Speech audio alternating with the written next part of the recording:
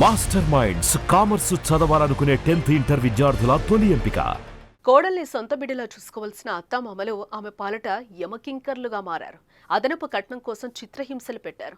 తాను ఆడదాన్ని అనే విషయం మర్చిన అత్త ఆమె పాలట గయ్యాళిగా మారింది. కోడల్ని చంపి మురుగు కాల్వ కోసమని గొయ్యి తవ్వి మృతదేహాన్ని అందులో పూడ్చిపెట్టారు. ఆపై కోడలు ఎవరితోనో లేచిపోయిందని ప్రచారం చేశారు. ఈ దారుణ ఘటన హర్యానాలో ఆలస్యంగా వెలుగులోకి వచ్చింది.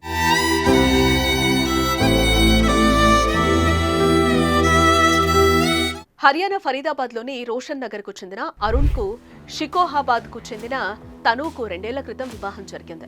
వివాహం జరిగిన తర్వాత కొద్ది నెలలకి అత్తింట్లో తనూకు వేధింపులు మొదలయ్యాయి. బంగారం, డబ్బు కోసం అత్తింటి వారు మానసికంగా, శారీరకంగా వేధించడం మొదలుపెట్టారు. అయితే తను కుటుంబం శక్తి మేర వారి డిమాండ్లను తీర్చినా తనూకు వేధింపులేమీ ఆగలేదు. వేధింపులు తాళలేక పెళ్లైన కొద్ది నెలలకే తన పుట్టింట్లో ఏడాదికి పైగా ఉంది.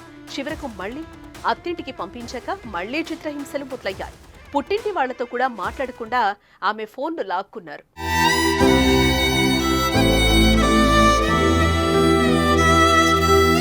అయితే ఈ నేపథ్యంలో తనూకు ఆమె సోదరి ఫోన్ చేసినా కలవకపోవడంతో అనుమానం వచ్చింది. అప్పుడే అంటే ఏప్రిల్ 23న అత్తింటి వారి నుంచి తను తల్లిదండ్రులకు ఫోన్ వచ్చింది. తను ఇంటి నుంచి పారిపోయిందని చెప్పుకొచ్చారు. దీంతో వారు పోలీసులను ఆశ్రయించినా పోలీసులు పట్టించుకోకపోవడం, తను మిస్సింగ్ కేసు సంచలనంగా మారడంతో ఆ విషయం స్థానికుల చెవిన పడింది. దాంతో తను అత్తింటి వారిపై స్థానికులు అనుమానం వ్యక్తం చేశారు. తను మిస్సింగ్ అయిన రోజే తను మామ గొయ్యి తవ్వాడని, ఆ తర్వాత దాన్ని హడావిడిగా పూడ్చేసి పైన సిమెంట్ స్లాబ్ వేశారని స్థానికులు చెప్పడంతో పోలీసులు ఆ కోణంలో విచారణ మొదలుపెట్టారు. దీంతో ఆ గొయ్యిని తవ్వితీయగా అసలు నిజం బయటపడింది.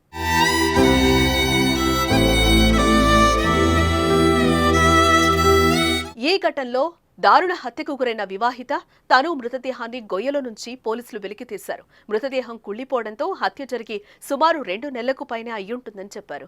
ఈ దారుణ ఘటనకు సంబంధించి తను భర్త, అత్తామామలు, మరో దగ్గరి బంధువుతో సహా 4గురిని పోలీసులు అదుపులోకి తీసుకున్నారు.